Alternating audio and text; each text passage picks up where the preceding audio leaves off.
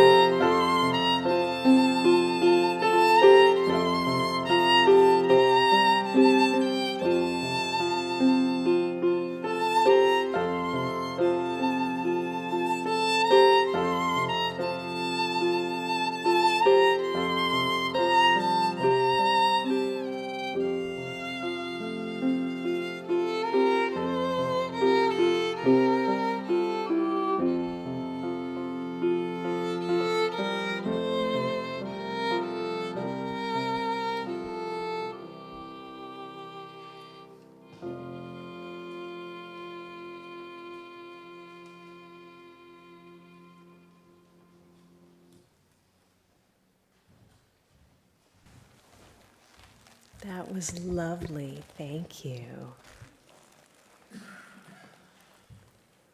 The flaming chalice is the symbol of Unitarian Universalism. We kindle the flame of our faith in the cup of our covenant. For those at home, I invite you to light a chalice or a candle as we light our flame here in the sanctuary. This morning we invite Amy, this is the Hammock-Melliker family, to come forward and light the chalice. While I share these words by Leslie Takahashi, we gather as many drops. We gather as many drops, each winding our own path down life's surfaces and ruts. Here we pool together as a single body, flowing together for a time.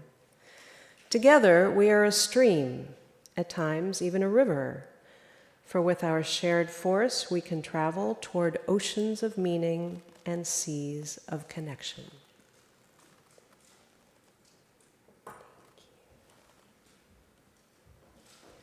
Please rise in body or spirit and join us in singing our first hymn, number 6, just as long as I have breath.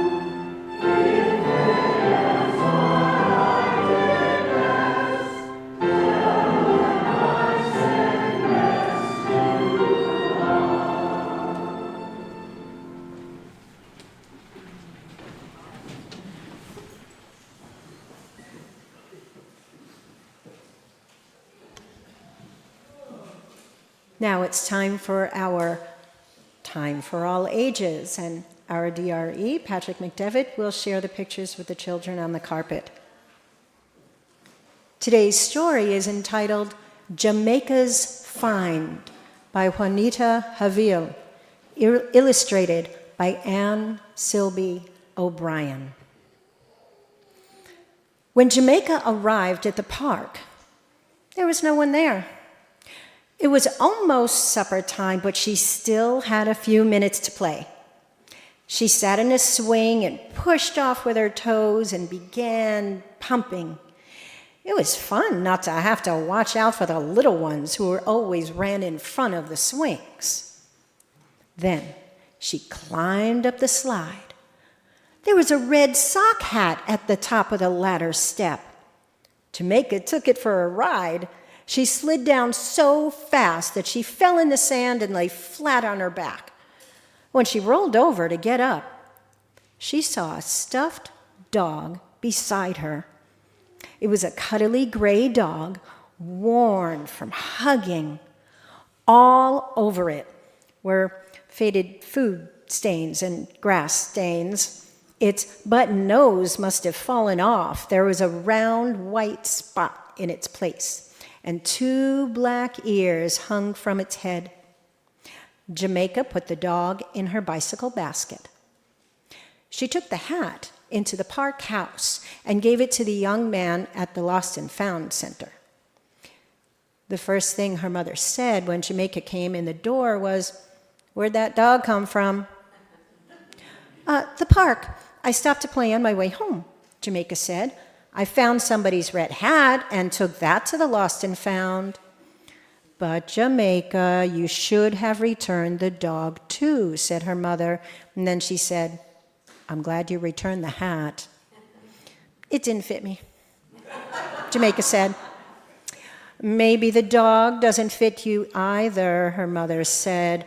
"Oh, but I like the dog," said Jamaica. "Don't put that silly dog on the table," Jamaica's brother said. "You don't know where it came from." "It isn't very clean, you know," her father said. "Not in the kitchen, Jamaica," her mother said. Jamaica took the dog to her room. She could hear her mother say, "It probably belongs to a girl just like Jamaica." Well, after dessert, Jamaica went to her room very quietly. She held the dog up and looked at it closely. Then she tossed it on a chair. Jamaica, her mother called from the kitchen. Have you forgotten? It's your turn to dry the dishes. Do I have to, Mother? I don't feel very good, Jamaica answered. Jamaica heard the pots rattle. Then she heard her mother's steps. Her mother came in quietly, sat down by Jamaica, and looked at the stuffed dog, which lay alone on the chair. She didn't say anything. After a while, she put her arms around Jamaica and squeezed for a long time. Mother, I want to take the dog back to the park, Jamaica said. We'll go first thing in the morning, her mother smiled. Jamaica ran to the park house and plopped the stuffed dog on the counter. I found this by the slide, she told the young man. Oh, hi, aren't you the girl who gave me the hat last night? Yes, said Jamaica, feeling hot around her ears. You sure do find a lot of things. I'll put it on the lost and found shelf. Jamaica stood watching him. Is that all? He asked. You didn't find anything else, did you? No, that's all. She stayed to watch him for a minute and said goodbye to the dog on the shelf behind him. Oh, I'm sure some little girl or boy will come in after it today, a nice little dog like that, the young man said. Well, Jamaica ran outside. She didn't feel like playing alone. There was no one else at the park but her mother, who sat on a bench. Then Jamaica saw a girl and her mother cross the street to the park. Hi, I'm Jamaica. What's your name? She said to the girl. The girl let go of her mother's hand. Kristen, she said. Do you want to climb the jungle gym with me, Kristen? Jamaica said.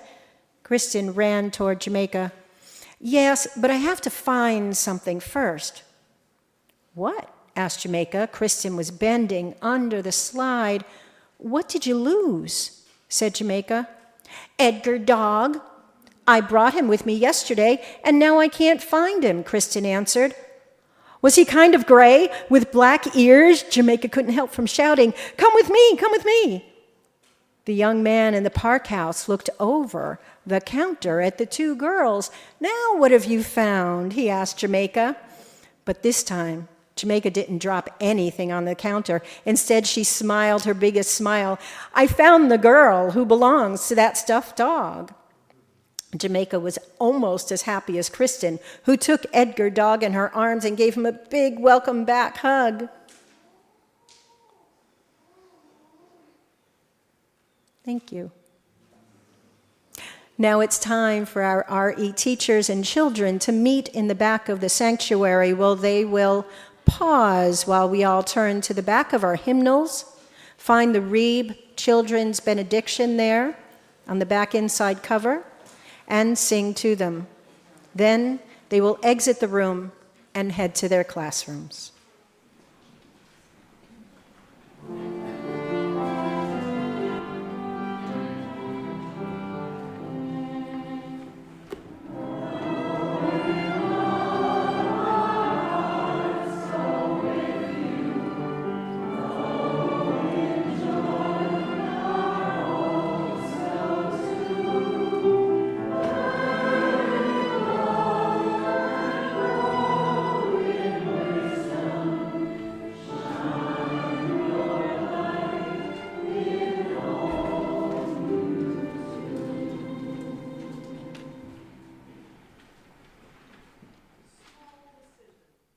By J.D. Stillwater, Small Decisions.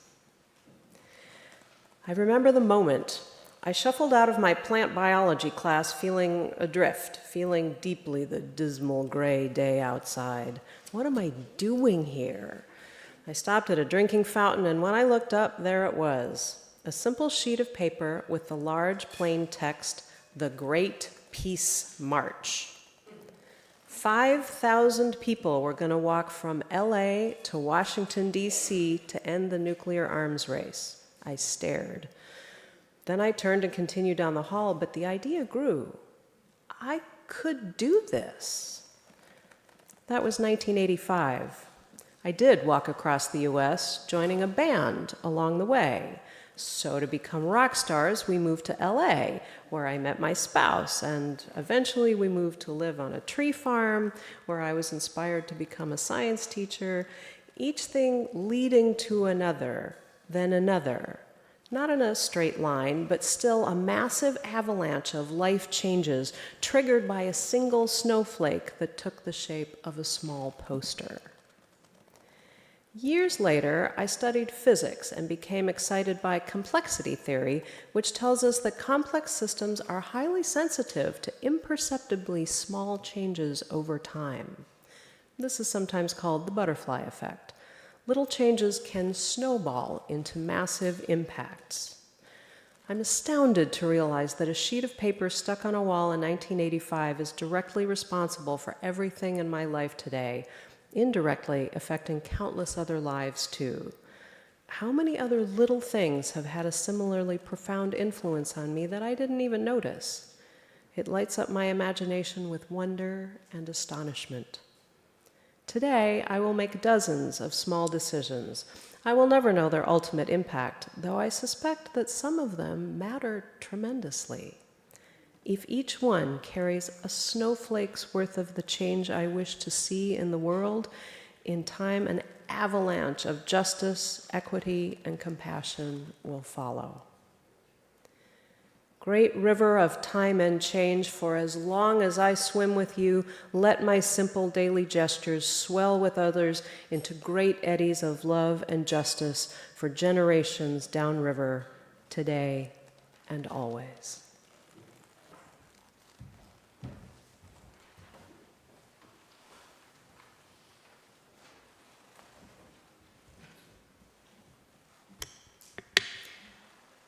Let us now enter in a time of meditation. We'll begin with spoken word, then we'll have a moment of silence. Peter and Didi will bring us out of the silence with hymn number 53 in your gray hymnal, I Walk the Unfrequented Road. Peter will play it through once, then we'll sing verses 1, 2, 4, and 5. If you aren't familiar with it, you may want to open to that page now, number 53, and have it in your lap. Meditation on the Power of We, written by Andrea Williams, found on the Worship Web.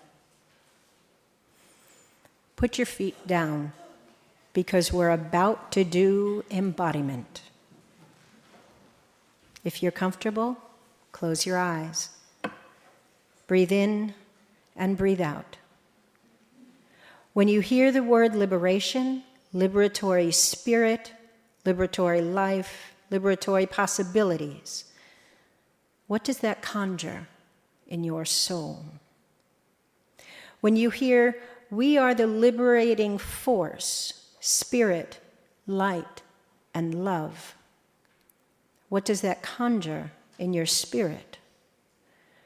When you hear that we have the power to transform the world around us, what does that mean in your bones?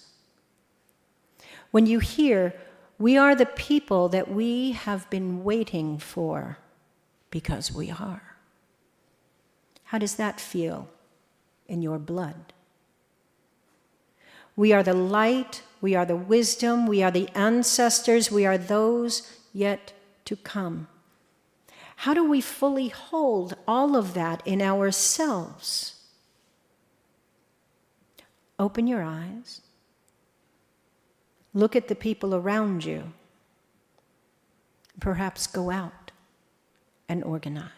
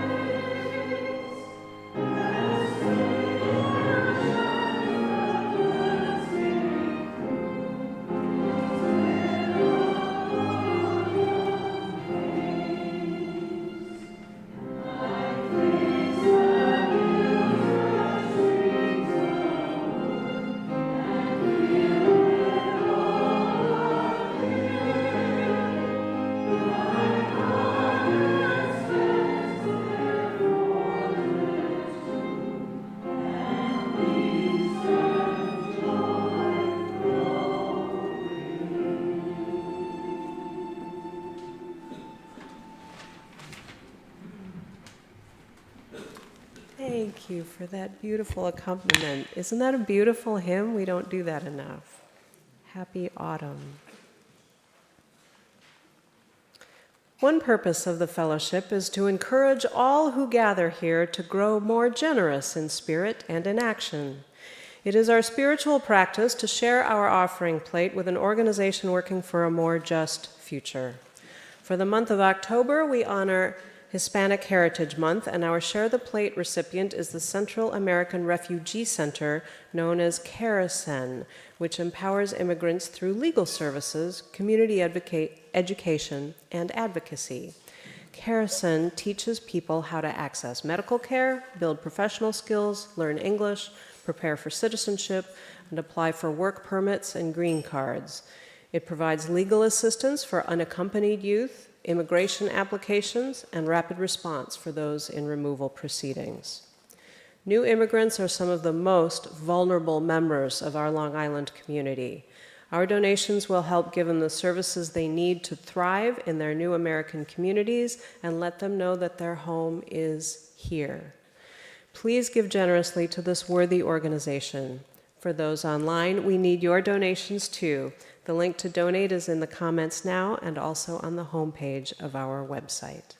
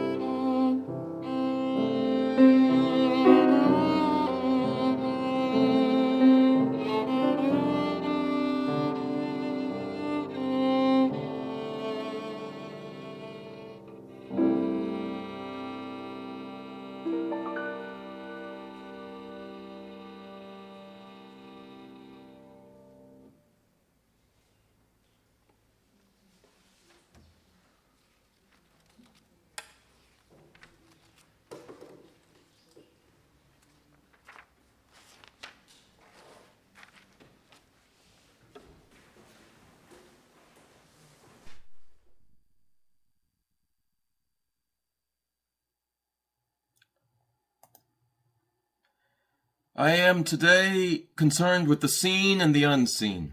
I'm concerned with the betwixt and the between, and I am concerned with good and evil. Mindful of these heady matters and stark divides, I ask a simple question. What in life matters? To what ought we pay attention? Which of our actions really count? And I'll cut right to the chase and give you the answer.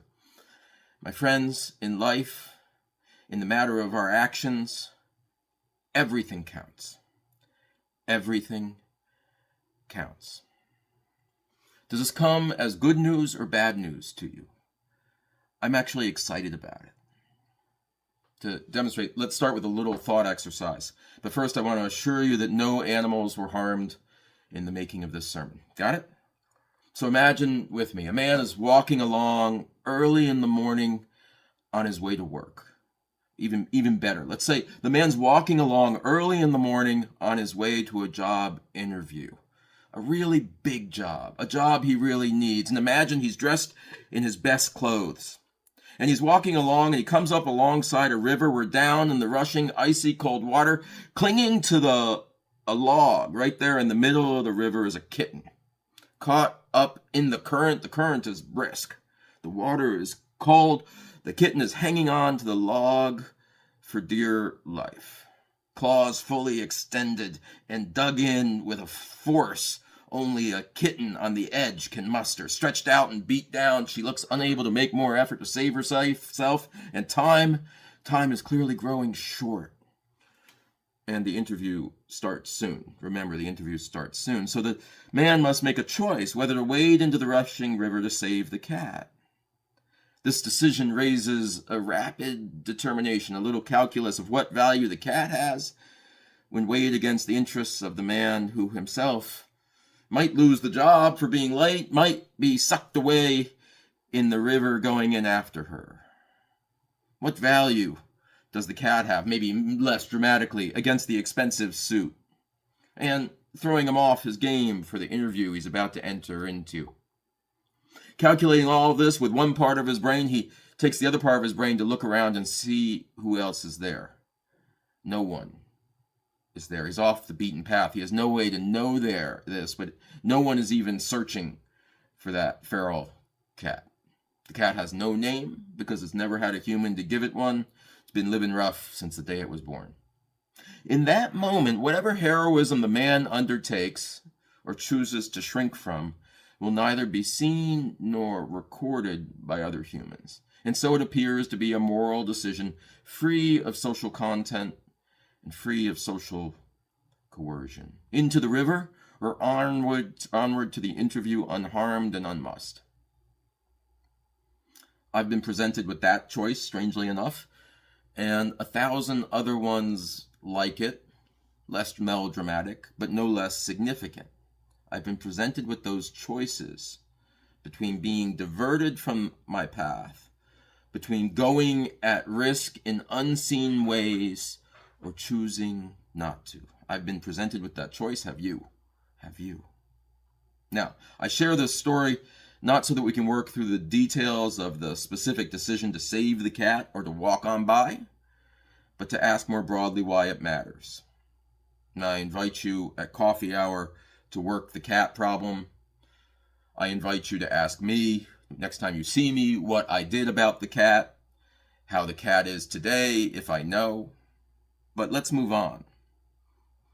Why does this decision matter? Now, first, you got to believe that it matters to the cat. And it might matter to the man, depending on his disposition. It will matter insofar as he feels the terror of the cat or grasps the existential worth of the cat, the one he just moments ago discovered exists. It will matter to him as he contemplates the prospects of either suffering the results of his attempt to save the cat or by way of the unburden of action he will carry in his memory. Maybe this event that by chance the man stumbled upon, the one real, immediate embodied yowling cat, was a unique opening of a kind to instantaneously care about that cat and this one-time heroic impulse. Maybe, though, it was an equally rare opportunity to begin a way of being which included an awareness and a caring about creaturely distress more generally. knowing that he'd never likely be called upon again to jump into the river in exactly this way, but that he would be called to respond to the remote suffering of the world that he knew, we know, is going to happen again and again. Maybe this instance, maybe this hypothetical problem has as much to do with humans and saving humans as it does with saving cats. Knowing this, that he just gets this one chance to save the actual cat in the actual river, he needs some other way of reminding himself of his essential connectedness and of bearing remote witness to the more hidden suffering of the world. Maybe that knowing and mindfulness is the root source of a religious life and the broader good that offers, right? Maybe the opportunities we have in any given day to encounter and connect with suffering that at first seems distant from our own is really an invitation into a way of life that is more present, more compassionate, more connected, and more fully human. That's the opportunity I'm encouraging us to look for in the small events of our lives, and even the things that seem to occur in between what we call events. Okay. What I'm saying is, let's go a step further. Imagine there is no man, like he took the other path to work that day. So it's just the cat, swept away after an agonizing day of holding on. Now, in this thought exercise, I ask you, what do we do with that kind of suffering? Undeserved, illogical, unredeeming, and unredeemed. No bearing witness, no loving hands, no look for the helpers, just loss. What do we do with that? We might be okay with unheard of trees falling or not falling in the forest, but how about those imperiled clinging kittens I'm talking about? Can we as people of faith ever be okay with being disconnected and complacent about unheard and unredeemed suffering? I believe we each need to come to some theology or philosophy of the universe that makes such suffering count. A theology of the universe that makes suffering automatically redeemed, automatically seen. I believe that common conviction that all suffering counts and all suffering can be held by us in our collective soul might shift how we all live.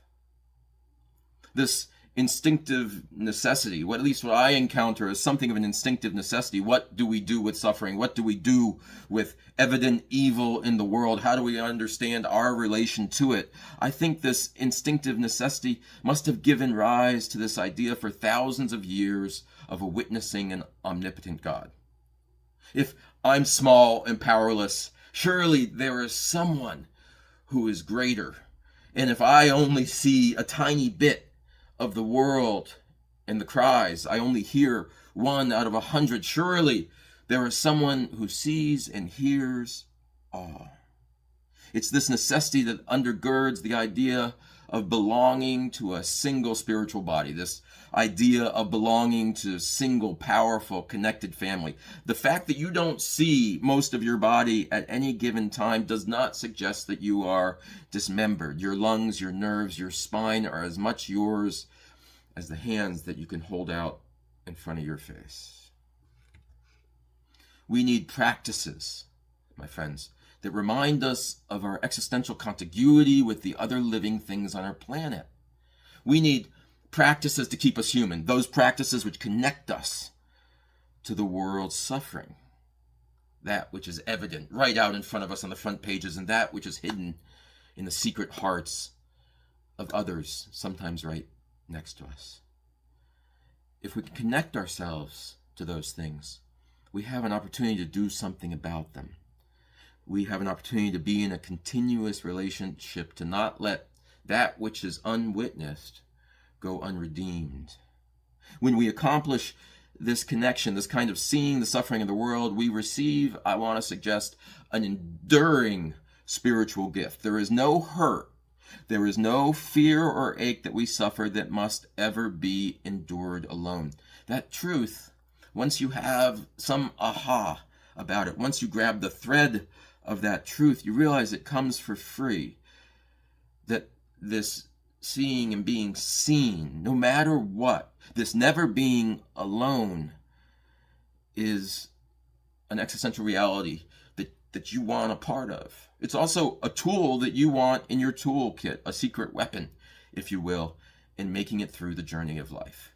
And we need more tools to make it through the journey of life. Okay, let me talk about a little lighter example than the calamitous kittens. Go real light. I wear this really awesome Samsung watch that's all about keeping track of things. I know that appeared like a product placement. No money was paid for the endorsement. But this Galaxy watch helps me keep track of things. It counts my every step. It actually counts my every heartbeat, right? Counts my breathing, keeps track of my blood pressure. When I take a step, it counts it. If I get excited, it measures it. If it falls asleep, it tracks it and tells me if I'm sleeping. And I tell you, if I take 10,000 steps on the off day, I move my body that much, I'm telling you, it goes wild. The really powerful thing about it for me is not that it makes you walk more steps and get healthier. It hasn't totally done that for me yet. And it's a good thing. I support it. I'm going to keep trying to do it. But the most powerful thing for me is that it reminds me to bear witness to existence and the effort that takes place between the places we are going, right? That's a thing I was talking about. Like we talk about these major events. Like we have this moment that opens up and we have this opportunity to be heroic. And that's a marker. We would remember that day for years. Yeah? Okay, how many things do we remember from yesterday? 1, 2, 3 events. And yet how many minutes did we live, breathe, hope, dream, do? Hundreds of minutes, thousands of minutes. And I want to hold all of those up and say it's not these peak moments or these trough moments that count in life. It's not about adding all of those up or wondering how we respond in those. It's about noticing and occupying each of the moments of the day as this never-ending string of pearls, right? We continue to string the pearls minute by minute. We're doing one right now together. I think that's extraordinary. Sometimes heroic opportunities come up, and sometimes we even seize the heroic opportunities. We save the kitten on the way to the job interview. Sometimes we save the kitten and we get the job. Ask me if that happened. Sometimes that happens. We need to notice that opportunity, but I don't think that's our problem because we'll remember that because we're still maybe feeding the cat every day. We're still going to work at the job. It's the origin story. It's the other pieces I think we're missing. And if we don't pay attention to the quieter moments of life, the less heroic, the less cinematic moments of life, I think we lose some of the power of attention that is necessary to see the experience of the world around us. If we can't attend to all of the parts of our own life, how do we attend to all of those distal parts of our one connected spiritual body? And that's the necessity in this month of compassion I'm talking about. The ability to attend to it all, to be present in it and with it, for better, for worse, for sickness, for health. Those are our human vows. I want us to notice the value in the in-between spaces. If we can't capture that worth, we literally will miss 99% of our lives. We do spend most of our time getting between, it seems, the events that would make the highlight reel or get mentioned in our eulogy. What happens in this other kind of under-observed space matters, though, I believe, in simple proportion to time. Not the eulogy, not the resume, not the Instagram post. Let's move away from those and occupy the full breadth of our lives, is what I'm saying. Let us not produce primarily false, compressed, fantasy narratives of a life only partially lived. Let us be present and aware of all of it. And if we can do it for ourselves, we can do it for the circle around us. And if we can do it for the circle around us, we can keep expanding outward to the experience that is distant from us, that is too often alien to us, but is ours nonetheless, part of that larger spiritual body. How could we live in such a way, such that every hour, every act, the seen and the unseen, is given its due weight? This is to see the universe with a God's eye view, right? Third person, omniscient, hovering in the corner over all of the action. What if we could see things as they really are? And what if they were breathtaking in their simplicity and in their depth? Once we've overcome the spiritual challenges of the unseen, we can overcome the moral challenges of inaction in relation to the unseen. We may even come to understand hiddenness to be conducive to a certain kind of spiritual good. I want to give due honor to the hidden things, and that some of the most precious things aren't immediately revealed to us. Let me draw upon one other resource. It was in the 12th century, the great rabbi, the great teacher Maimonides, offered us the Mishnah Torah and the distinctions between and among levels of charity, that is, generosity. Now, charity in this sense can be the literal giving of money, but it can also be interpreted to encompass all of the generous acts of service, generous acts of giving of our spirit to others. Maimonides taught us that to give a gift to one in need is a good thing. And under the law, it's actually commanded that we do that, under Jewish law. But to climb the ladder of charity, said the rabbi, it's better that the giver doesn't know who benefits. And better still is the situation that the recipient doesn't know who gives the gift. And better than both of these is when the giving and receiving parties are each unseen and anonymous. The anonymity and the distance of that connection do not destroy its worth, but reinforce it. You hear what I'm saying? You know, we cast off like this love and this goodness into the universe, into the system, into the ether, knowing that there is one waiting to receive that gift. We ourselves find ourselves in times of need, seemingly alone in the river, holding on for dear life, and yet we receive a gift of grace, and most of the time we don't know who to thank, but we nonetheless receive it. And in that, these two arms of the great spiritual body passing gift from one to the other, not knowing who will receive, not knowing who was the offerer, and yet somehow being made whole again. This is a vision of spiritual wholeness and possibility, grounded in a trust in the goodness that cannot be seen. Grounded in the trust that the goodness we offer up the world is making a difference, even on those occasions when we can't fully see it come to full blossom. And that's so often. I want us to recognize that we wake up every day and we struggle. We struggle to make good judgments, to do our best, to do the right thing, to make a difference, and to not give up. I believe we are, in being human, essentially compassionate creatures. I believe we are made to love. I believe we are made to give.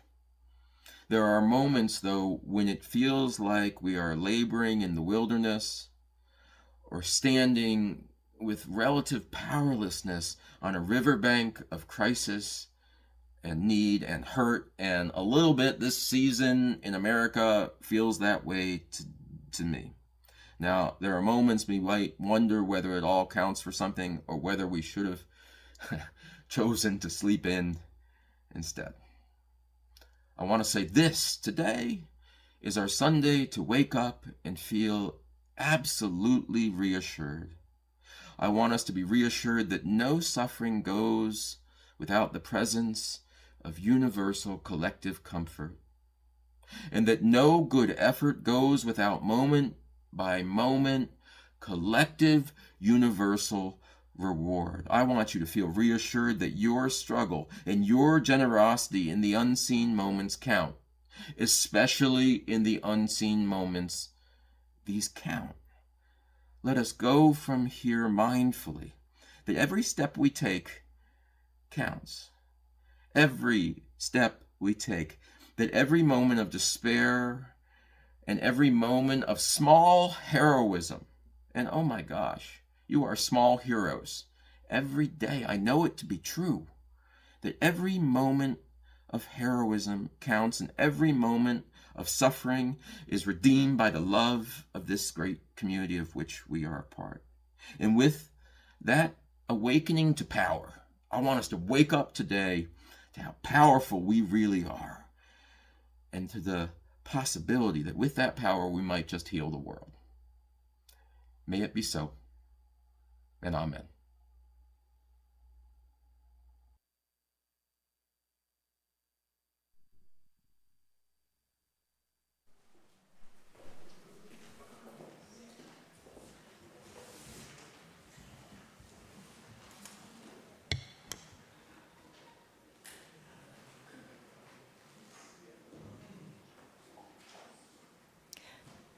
There was another little glitch in the order of service. If you could please turn to hymn number 1028, The Fire of Commitment. Please rise as you are willing or able. 1028.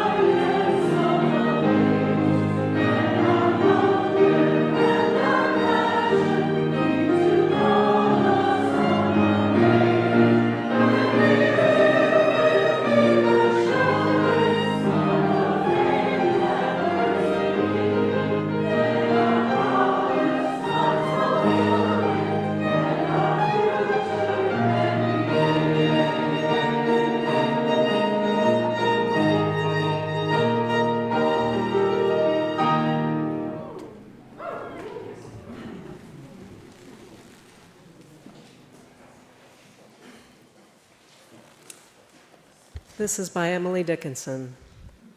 If I can stop one heart from breaking, I shall not live in vain.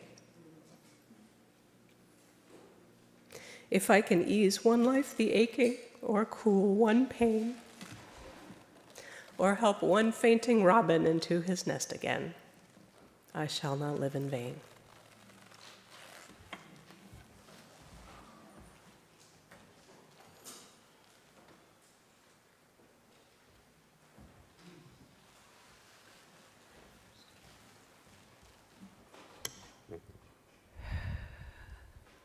As our service concludes, let's wave and say goodbye to the folks online.